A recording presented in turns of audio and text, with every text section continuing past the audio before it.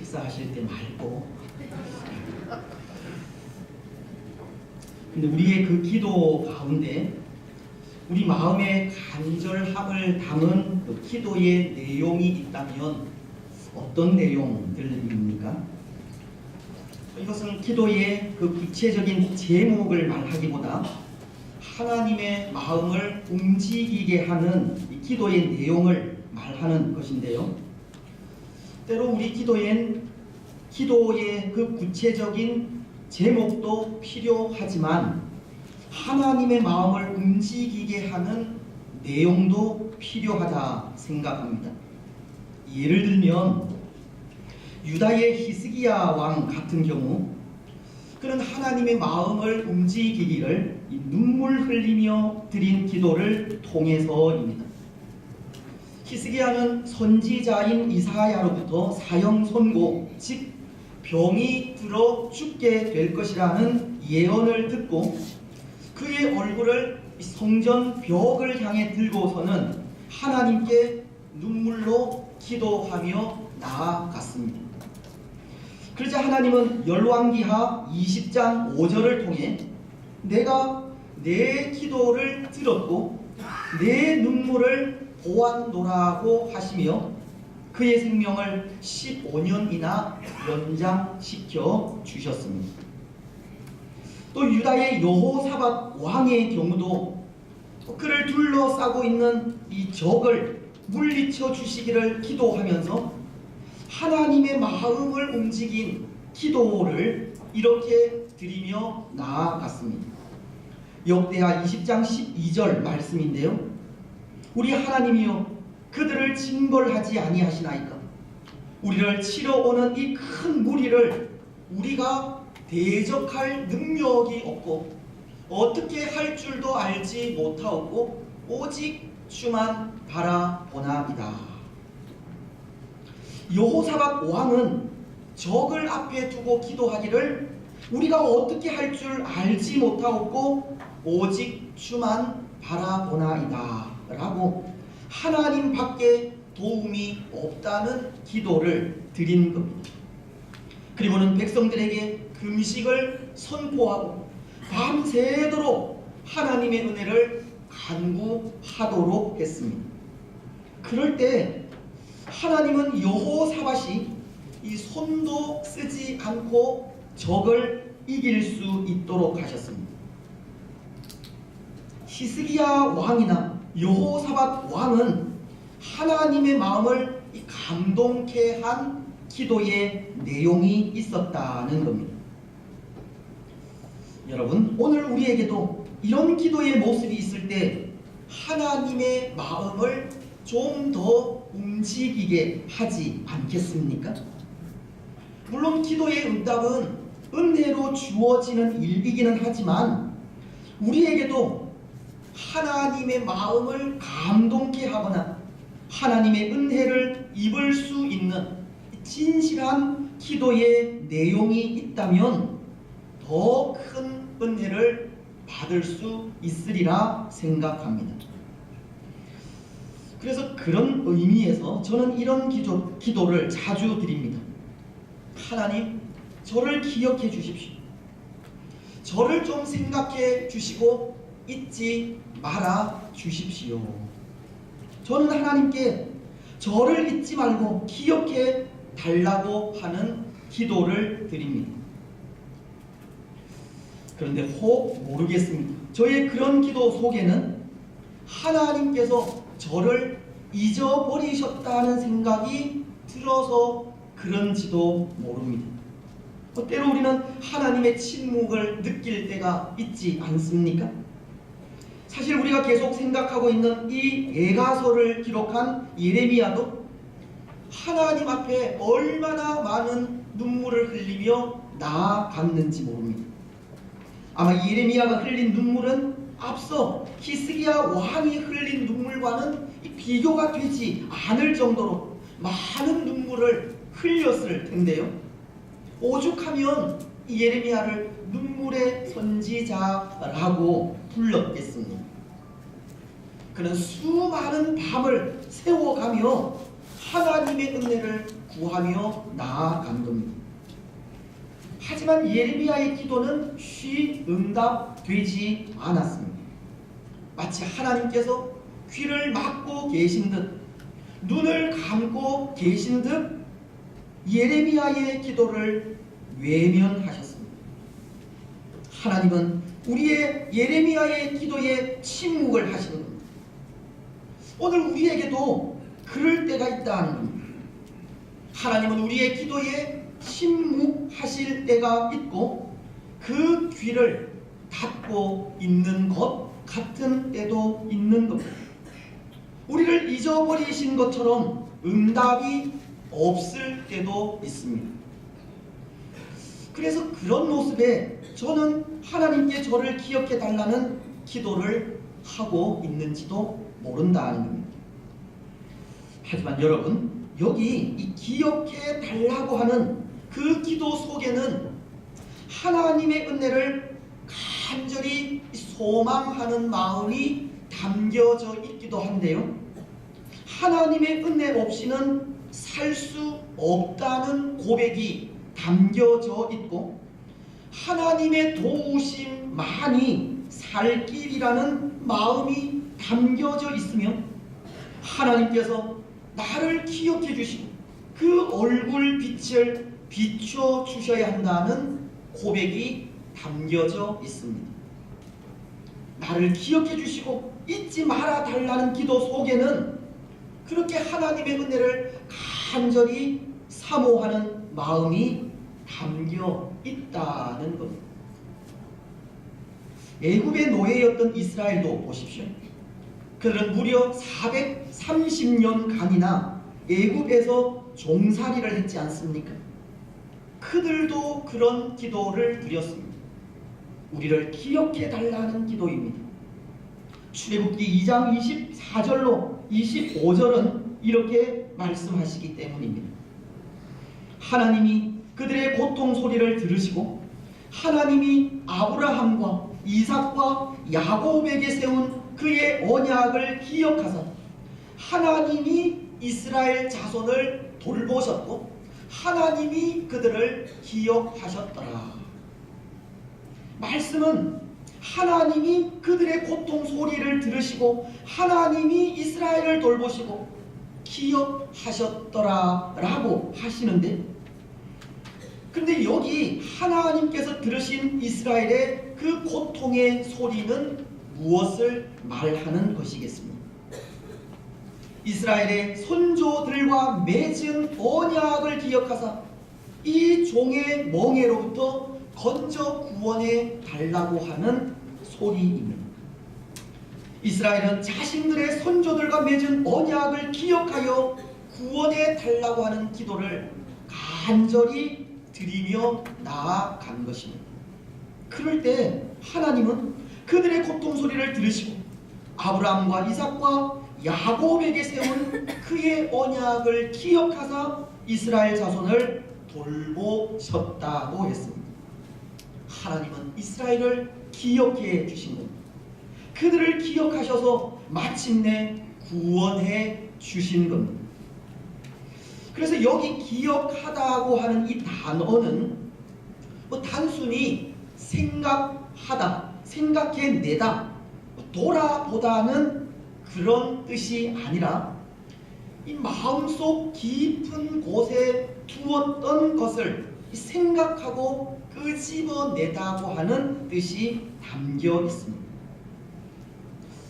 이것은 하나님께서 이스라엘이 그렇게 자신들을 기억해 달라고 부르짖을 때 그 마음 깊은 곳에 담아두었던 이스라엘을 생각하셔서 구원해 주셨다고 하는 의미입니다. 다시 말씀을 드리면 때로 우리의 기도에는 하나님의 마음속 깊은 곳에 있는 무언가를 끄집어낼 수 있는 어떤 동력이 필요하다는 뜻입니다. 하나님께서 기억하실 수 있도록 하나님께서 생각해 주셔서 은혜를 베풀 수 있도록 간절함이 필요하다는 뜻입니다.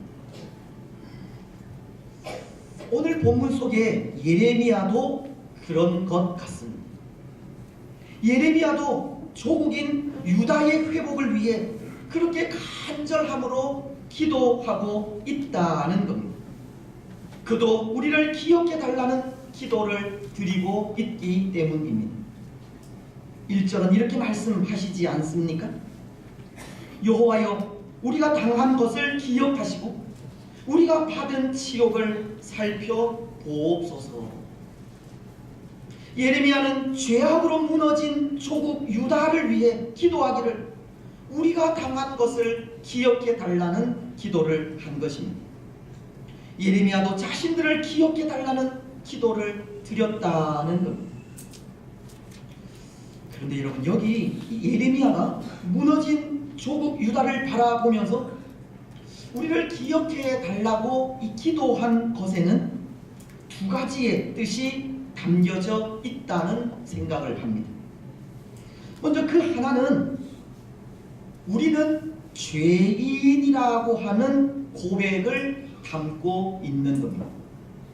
오늘 유다가 당하고 있는 이 고난, 바벨론의 침공으로 인하여 멸망 중에 있는 이 유다, 이 모든 고통은 유다의 죄로 인한 것이라는 고백을 담고 있다는 겁니다. 왜냐하면 1절을 다시 보시면 그는 우리가 당한 것을 기억해 달라고 하기 때문인데요. 여기 우리가 당한 것이란 유다가 멸망한 그 근원적인 이유에 대해 말하는 것이기 때문입니다.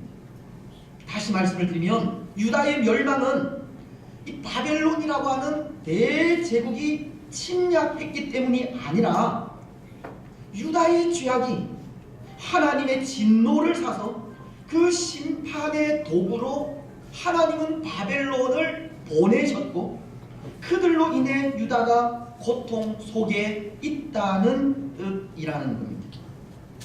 그래서 우리가 당한 것을 기억해 달라고 하는 이 기도 속에는 우리는 죄인이고 우리의 죄를 용서해 달라고 하는 회개의 모습이 들어있는 겁니다.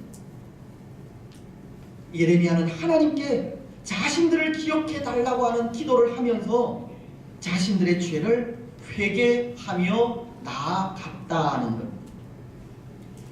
사실 그렇지 않습니까? 우리는 지난 시간 하나님 앞에 자기 자신을 올바로 보지 못하는 것만큼 어리석은 것은 없다고 했는데 죄로 인해 당하는 징계 속에 자신의 죄를 깨닫지 못한다면 그것만큼 어리석은 일은 없는 겁니다.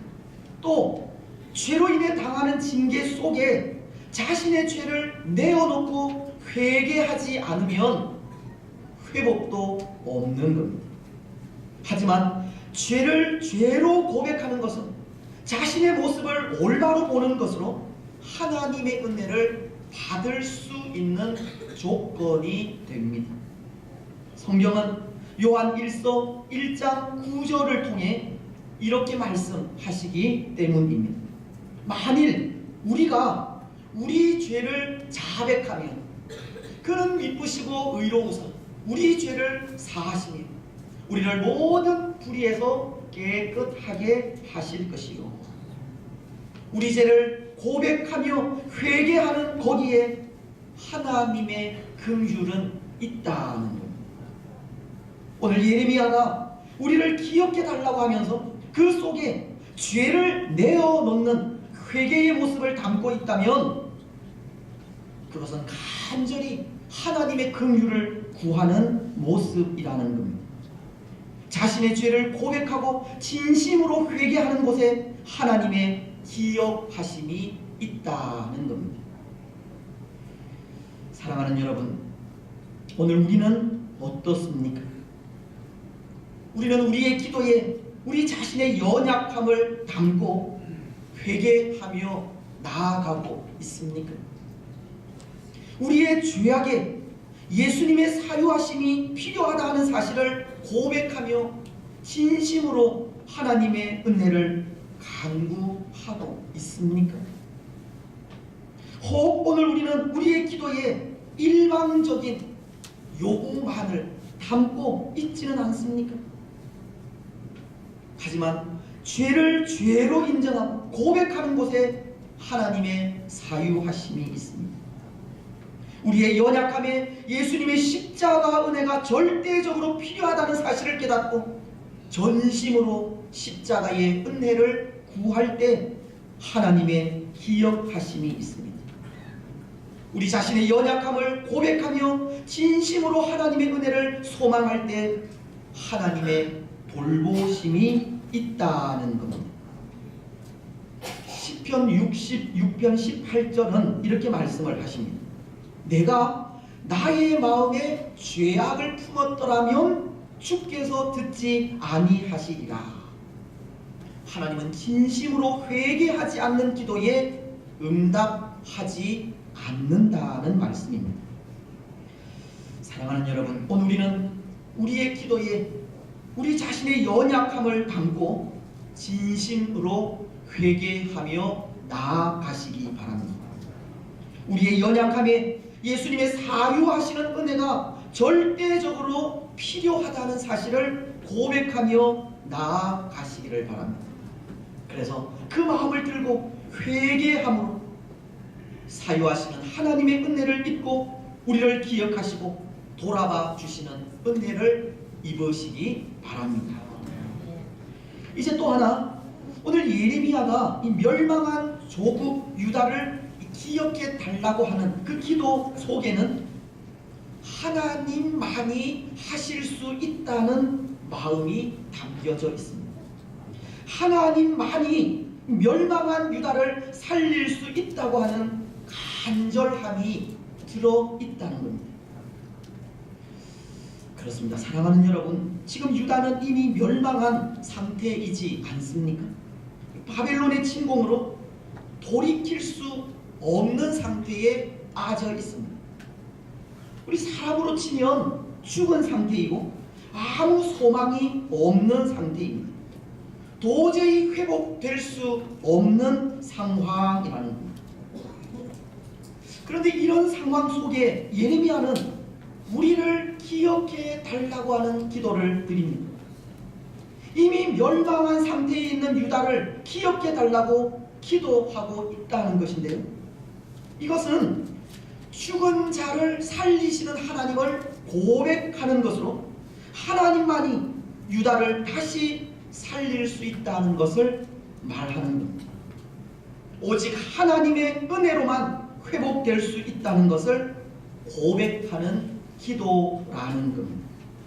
왜냐하면 죽은 자들은 하나님의 은혜로만 살 수 있기 때문입니다. 오늘 우리가 그렇지 않습니까? 유다가 죄로 인해 멸망한 것처럼 우리는 이미 죄로 인해 죽은 자들입니다. 로마서 6장 23절은 죄의 삭은 사망이요라고 하시기 때문에, 하지만 죄로 인해 이미 죽은 우리가 하나님의 은혜로 예수 그리스도를 믿음으로 새 생명을 얻어 산 자가 되었는데요. 로마서는 8장 11절을 통해 이렇게 말씀을 하십니다. 예수를 죽은 자 가운데서 살리신 이의 영이 너희 안에 거하시면 그리스도 예수를 죽은 자 가운데서 살리시니가 너희 안에 거하시는 그의 영으로 말미암아 너희 죽을 몸도 살리시리라. 예수님을 믿는 우리를 하나님의 영이 살리시는, 죄로 죽은 우리를 하나님이 살리셨다는 겁니다. 그래서 그것을 은혜라고 합니다. 하나님의 은혜가 죽은 자를 살리는 겁니다. 그렇습니다. 사랑하는 여러분, 죽은 자들은 오직 하나님의 은혜로만 살 수 있습니다. 고통 속에서 건짐을 받는 것도 하나님의 은혜로 가능하고, 멸망한 조국이 다시 회복될 수 있는 것도 하나님의 은혜로 가능합니다. 절망 중에 다시금 소망을 누릴 수 있는 것도 오직 하나님의 은혜로만 가능합니다. 그래서 오늘 예레미야는 우리를 기억해 달라고 하는 기도를 드리면서 멸망한 우리를 구할 수 있는 분은 오직 하나님밖에 없다. 하나님만이 하실 수 있다며 고백하고 나아간 것입니다.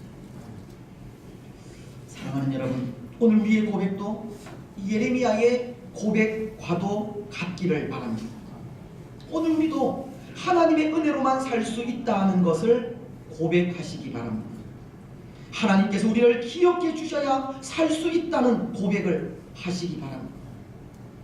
고통 속에서 건짐을 받는 것도 하나님의 은혜로 가능하고, 무너진 우리 마음이 다시 회복될 수 있는 것도 하나님의 은혜로 가능하며, 절망 중에 다시금 소망을 누릴 수 있는 것도 오직 하나님의 은혜로만 가능하다는 고백을 하면서 하나님의 은혜를 구하며 나아가시기 바랍니다.